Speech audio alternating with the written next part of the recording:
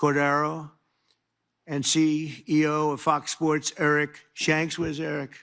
Where's Eric Shanks? Hello, Eric. You got a pretty good seat. I don't know. It's not bad. If I'm looking for you at this table, you should be at this table. Hi, Eric. Along with members of my cabinet, Scott Bessent, Pam Bondi, Howard Lutnick, Sean Duffy, Kristi Noem, Russ Vought, Deputy Secretary Christopher Landau, and Deputy Secretary Steve Feinberg. I also want to welcome two of my very good friends, Bernard Arnault and Alex Arnault. They own a little company around the world. One of their smaller companies is Tiffany, and Tiffany made the beautiful trophy, and I guess it's around here someplace, not this one, the other one, wherever it may be. Here it is behind me. And it's really a work of art, but I want to just welcome Bernard and Alex. Where are you? Where are you? Okay, good. They have no lack of cash. I know that. They're great, and they're great people. We've been friends for a long time. Thank you very much for being here. It's a great honor to have you both. We're also joined by Senators Shelley Moore Capito and Todd Young. Where are they? Where are they? Hi, Shelley. How are you? Hi, Todd. How you doing? You're getting younger looking, Todd, I'll tell you. It's pretty young to start off with, right? Oh, you too. She said, what about me? What about you too? Even more so, Todd, right? That's very cute. Representatives Damon LaHood and Brian Stile, thank you very much. Thank you very much, fellas. Thank you. Good. FBI Director Kash Patel, who's doing a fantastic job. Thank you very much, Kash. Appreciate it. And our Executive Director, Andrew Giuliani, just got the post, and he's going to be great. I know him for a long time. He's a highly competitive golfer, which, I mean, really good. And he's also a highly competitive person, and he loves what we're doing. So I want to congratulate you and your family and your father, your great father, who's the greatest mayor in the history of New York. So I want to congratulate the family. It's a big post. You better do well, Andrew. Tell him, is my golf game okay too? Fantastic. He knew what to say, see? Well, he's a smart person. That's why I appointed him. Together, this group will help plan the biggest, safest, and most extraordinary soccer tournament in history, and that's what it's going to be, Johnny. In my first term, I negotiated the return of the World Cup to America, and now in my second term, I'll have the honor of hosting the World Cup for the first time of any president in more than 30 years. And remember, we also have a few other events. I must tell you that we have the 2028 Olympic Games. We have the 250-year celebration of America. That's a big one. I don't know. Maybe that's the biggest. I don't know. That could be the biggest. But that's going to be unbelievable. It's going to be essentially, Todd, that's going to be a year-long celebration. We have the G20, and that'll be in December of 26. We have the G7, used to be the G8, by the way, and that's in 2027. And that's a lot of action we have going for the next 4 years, 3.5 years. It's going to be amazing for the country, I believe.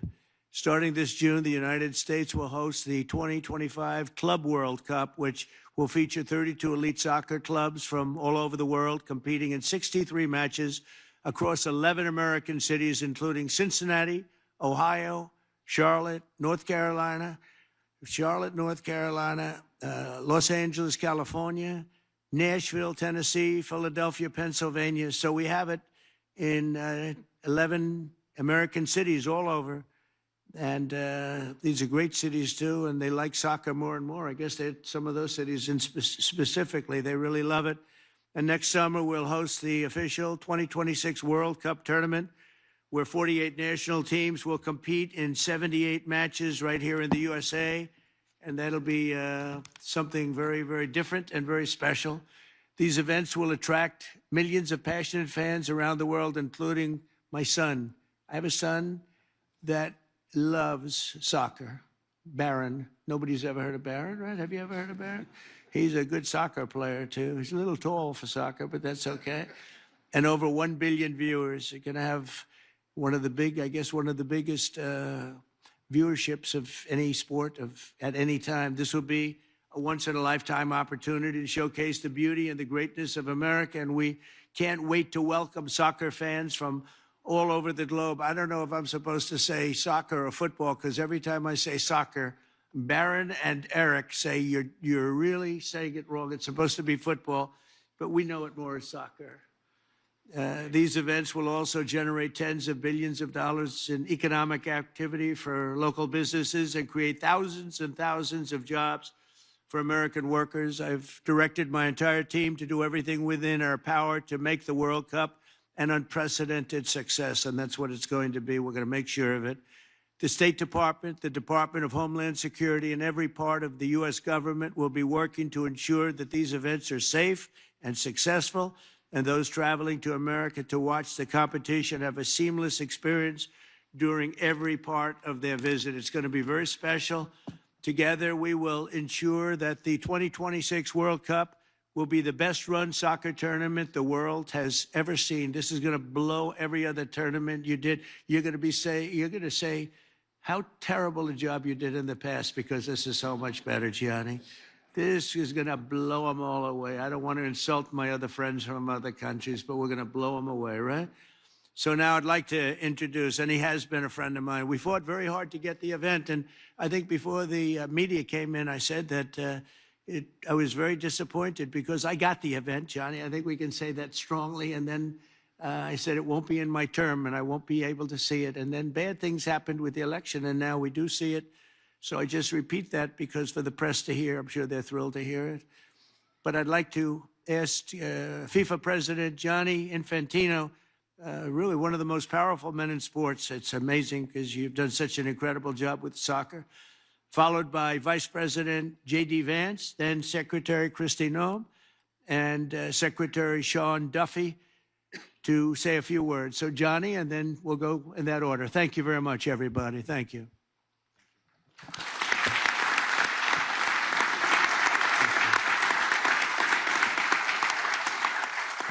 Well, thank you. Thank you very much, Mr. President, Mr. Vice President, members of the cabinet, members of the task force, the White House task force, for this incredible event, or events actually, which will be happening here in America in the year to come. We were actually, Mr. President, so happy that the World Cup 2026 will take place in the United States, in Canada and in Mexico, that we thought we'll actually bring another World Cup as well here. So you get two World Cups in the next year, the new FIFA Club World Cup. This is the trophy of the new FIFA Club World Cup. Did you notice the way he said that? In the United States, Canada, Mexico. That's the way it's supposed to be. I had to interrupt. I'm sorry. Go ahead. No, well, It's 78 games will take place of the World Cup in the United States out of the 104 games. But the Club World Cup this year is a new competition, will take place in the United States, in 11 cities of the United States. It's new. It will make history in 250 years when they will celebrate the 250 years anniversary of the FIFA Club World Cup. Well, they will speak about this meeting. They will speak about the United States of America because it is a big event. The 32 best club teams in the world, with players from over 90 different countries, will come here for the first time in history to compete, and we will see who is the real world champion in club football. And this happens before the World Cup, of course, next year. So in 40 days, bit less than 40 days, on the 14th of June in Miami, we will open the FIFA Club World Cup. Opening game, the final on the 13th of July in New York, New Jersey, and in between 63 top games of the best players, of the best clubs in the world who want to win this trophy here, crafted by Tiffany, and I'm thanking as well the Arnaud family for being here. They are in soccer as well now in Paris. They've just been promoted to the top division, so congratulations for that. Actually, Mr. President, soccer or football, maybe we can clarify that here. I'll do whatever you Let me give it a try, if I may. So we, basically, everyone outside of this beautiful country, we call football a game we play with our feet. Right. That's why we call it football. Makes sense. Makes sense. It makes a lot of sense. In this beautiful country, you call football a game you play with your hands, right? So I don't know who's right, but the important, Mr. President, whether we call it soccer or football, is that we have fun, that we enjoy, and that's what FIFA is about. FIFA is, I say this as well to all the media present, because everyone else knows it, FIFA is an official provider of happiness to humanity. And in the next year, we are providing happiness to humanity from the United States of America. And that's why we are happy to be here. So we have the Club World Cup this year. We have the World Cup next year, United States, Canada, and Mexico. Of course, 104 games, Mr. President, 104 Super Bowls in 1 month. We'll have 6 billion viewers. The final alone will attract between 2 and 3 billion viewers. This is, I don't know, 15, 20 times more than the Super Bowl. The entire world will focus on the United States of America. And America welcomes the world. I'm very happy to say that, Mr. President, because I know you. I've had meetings with several members of your cabinet as well. You have established this task force. America will welcome the world, everyone who wants to come here to enjoy, to have fun, to celebrate the game, will be able to do that in the host cities, in the 11 cities all over the country, in all these fan festivals that we will create. We have 10 million tickets for sale, so anyone who doesn't yet have a ticket, go on fifa.com/tickets. 10 million tickets, 3.5 million for the Club World Cup, 6.5 million for the World Cup. And how do we measure success, Mr. President? Well, in many ways, of course. Full stadiums is one of that. The economic impact is another one of that. Dear Secretary, these 2 World Cups will bring almost 50 billion in economic output to the United States of America. They will create almost 300,000 jobs in America.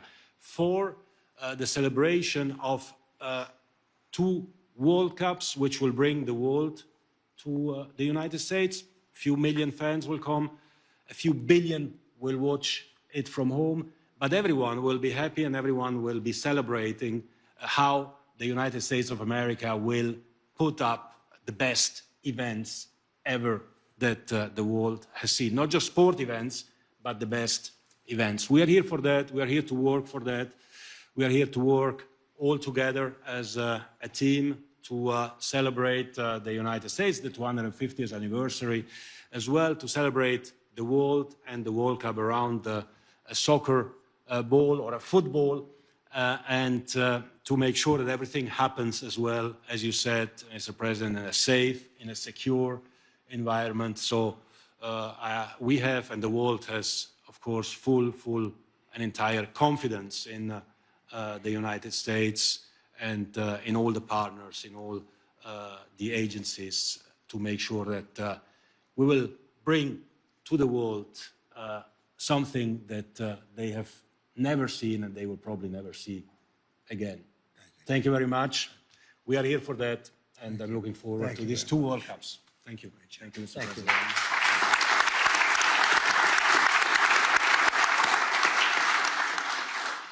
Well, thank you, Mr. President, and thanks to this incredible group that we've assembled. I'm proud to be the vice chair of this for a couple of reasons. First of all, the last time the president had me around a national or international sports trophy was the college football playoff national championship, and I almost broke it. And so I appreciate the president giving me a second chance here. But as all of you know, soccer is a sport of incredible grace and finesse and beauty. These are 3 things that have nothing to do with politics, and so we're thrilled to have the FIFA World Cup in the United States of America. I think that you'll see the very best of the United States of America, both in athletic competition, but also in hospitality, something our boss knows quite a bit about. And so we're excited to have you. We're excited for this event, and we will do everything at the government level to make this thing as successful as we can. And I will say, before I turn it over to the next speaker, that, of course, everybody is welcome to come and see this incredible event. I know we'll have visitors probably from close to 100 countries. We want them to come. We want them to celebrate. We want them to watch the game.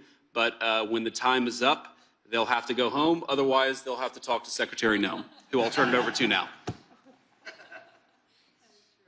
Well, thank you, Mr. President. Thank you so much for dreaming big dreams and doing unprecedented things. Your entire life, you have stood for doing things that other people thought they couldn't do and accomplishing unprecedented events and achievements. And so this is one of those events that I think is going to be remarkable and will stand the test of time as the world's greatest sporting event ever held and conducted.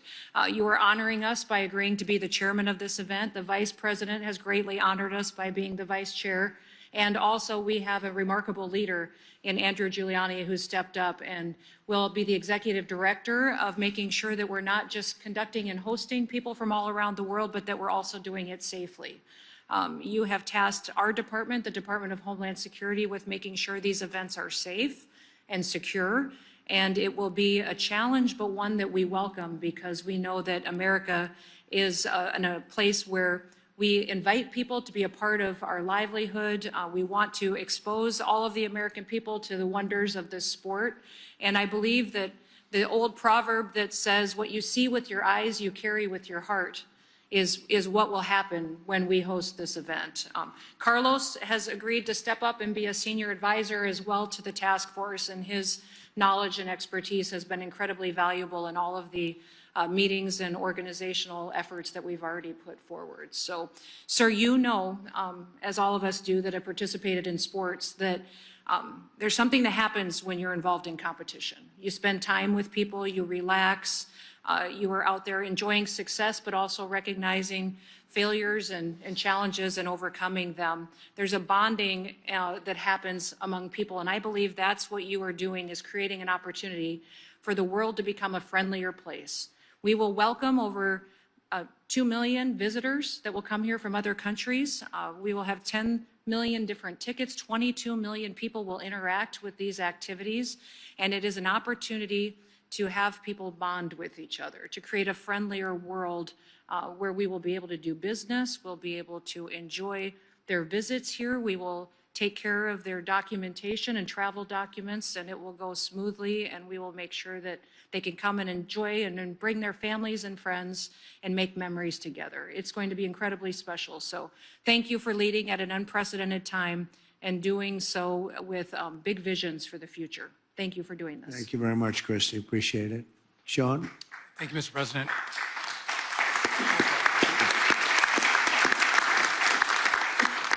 11 U.S. cities, 78 games in the U.S., and I think you said it's just like 78 Super Bowls next summer in the U.S. So this is massive, Mr. President. Thank you for putting together the task force. You know that great events don't happen unless you have great planning, and starting well over a year in advance, putting your team together to make sure this event goes off without a hitch. I thank you for that. As part of the DOT, again, we're going to move a lot of people around the country. A lot of American spectators, but a lot of foreign spectators are going to come into the country, and security and safety is key. We're going to work with Homeland and Christie to make sure we secure our airspace around these events. We're moving people from city to city and from hotels to the fan festivals to the stadiums, making sure we have enough transportation, whether it's trains and buses in the cities that host this great event. We're working through that, as well as making sure our airlines and our airports are ready to facilitate the travel throughout the country. And so this is everyone working together. What I think is great, Mr. President, I have to imagine this was part of the plan. You're like, let's bring in the World Cup in the year of America's 250th birthday. So not only is America going to celebrate our 250th, we're going to bring in millions of people to celebrate with us. I know State and Homeland and DOT and all of us are going to work together to make sure it is seamless travel. We want everyone to come to America. We want everyone to spend a lot of money in America. By the way, as part of the DOT's 250 celebration, we're going to encourage everyone to go on a road trip, Mr. President, to celebrate our great country. And so if you're coming to see some soccer, not football or soccer, go on a road trip, see America. Don't overstay your visa, don't stay too long, but when you come, actually see this great country that we're going to celebrate over the course of the next year. And again, we welcome everyone.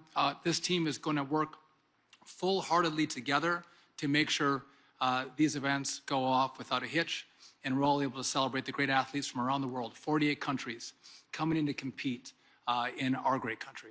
So thank you, Mr. President. Thank you very much, Sean. Thank you. Would you have any questions of these great people or anybody around the table, please? Yeah, please go ahead. You hosted the Prime Minister of Canada. Oh, we got a mic. Mr. President, you hosted the Prime Minister of Canada here today, and with him and with also the President of Mexico, there's been some recent tensions between them and the United States. Are you worried about any problems with that joint partnership as co-hosts of the World Cup next year? No, I don't see any tension either. We get along very well with both.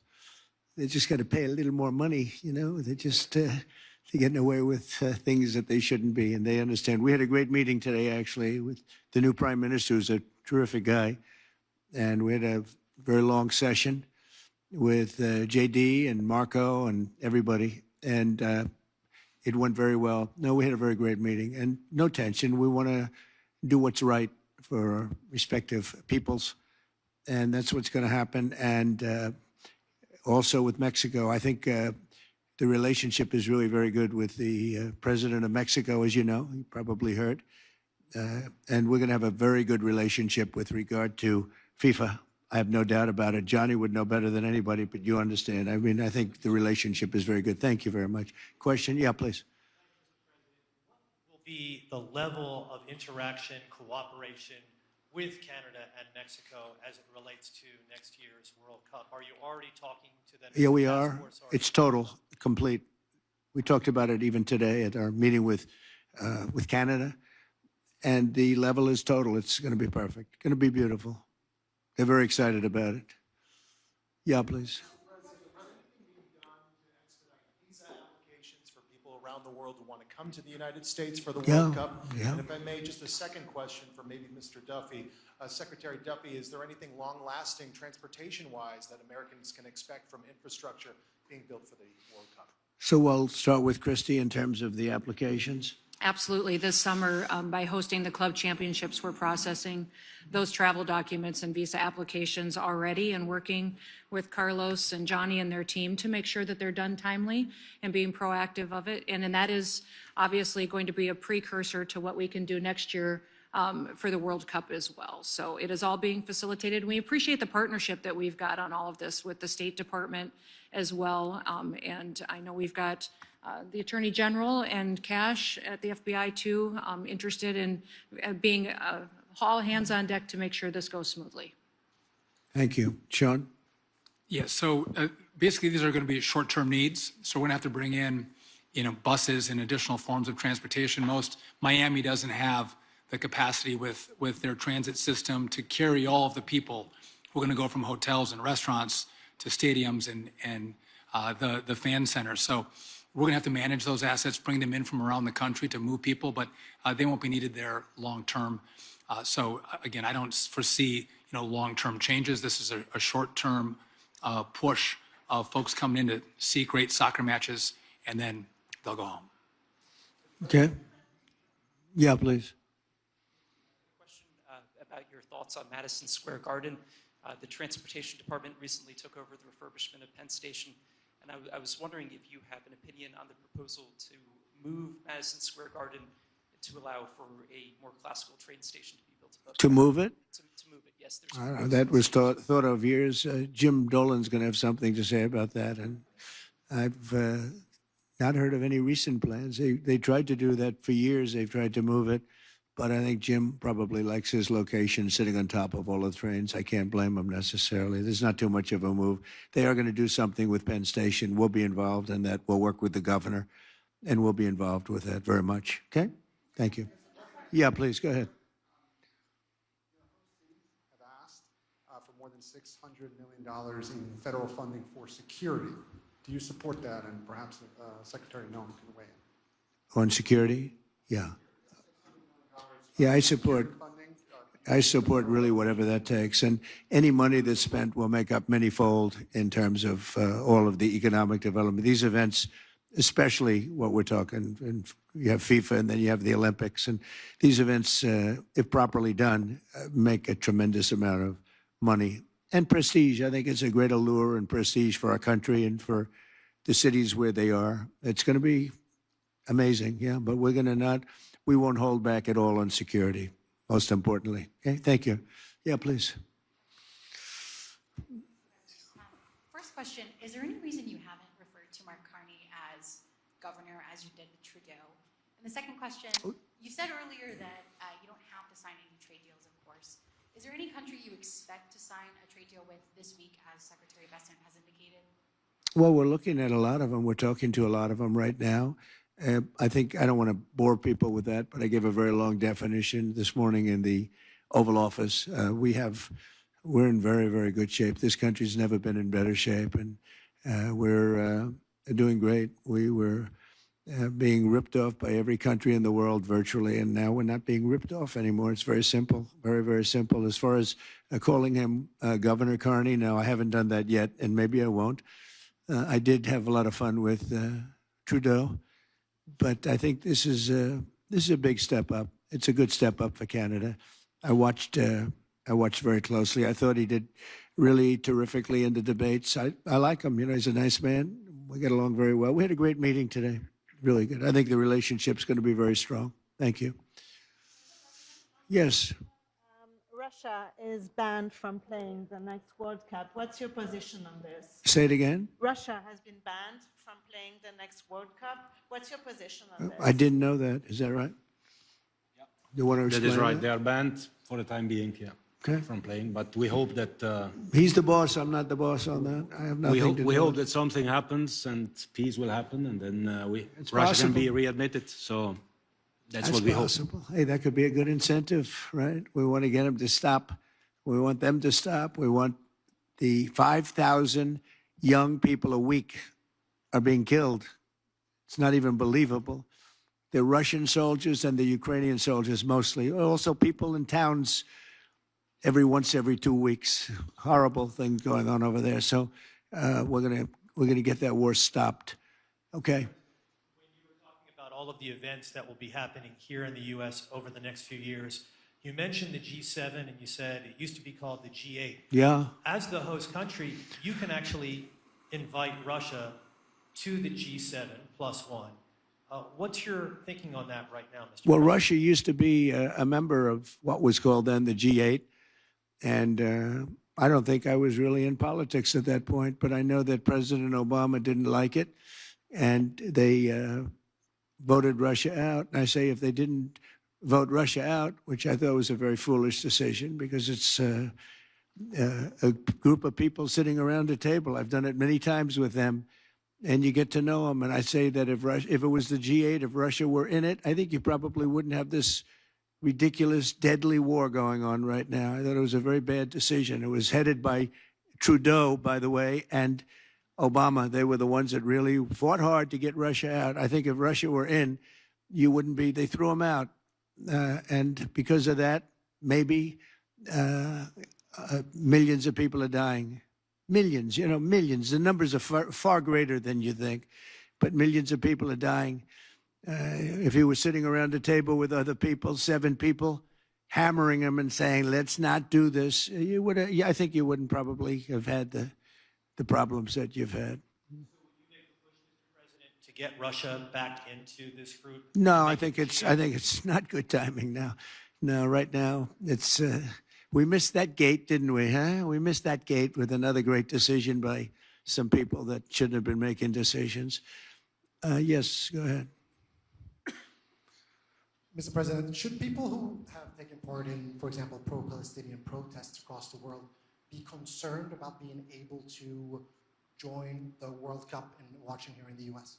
Well, I don't know what you mean by that, but people that have taken part in protests, I think people are allowed to protest. You have to do it in a reasonable manner, not necessarily friendly, but reasonable.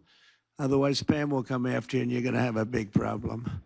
You're going to have a big problem, right, Pam? She's doing a good job, too. Well, my whole team here is doing a fantastic job. We're very proud of them. So, yeah, you have a right to protest. Yeah, thank you. Go ahead. Yeah. Do you support Israel's plan to conquer Gaza if Hamas doesn't agree to a deal during your visit to the Middle East? These are very strange questions, aren't they? I never like when they read them off a machine. I don't know. Who's sending the question to you? And let's not talk about that now. We're talking about the World Cup. Go ahead. What else? Anything else? I think we're pretty well set. I want to thank everybody, and we're going to make this tremendously successful. And you can see Johnny's a very enthusiastic man. He's got great enthusiasm, and that's one of the reasons that you've had such success over the last number of years that you've been there. Amazing. He's like somebody that just woke up on Christmas morning as a young child and saw those toys under the tree. And that enthusiasm really plays very well, I have to say. And you've done a fantastic job as the head. And we're gonna do what we have to do. And thank you very much. Thank you, everybody, very much. Appreciate it.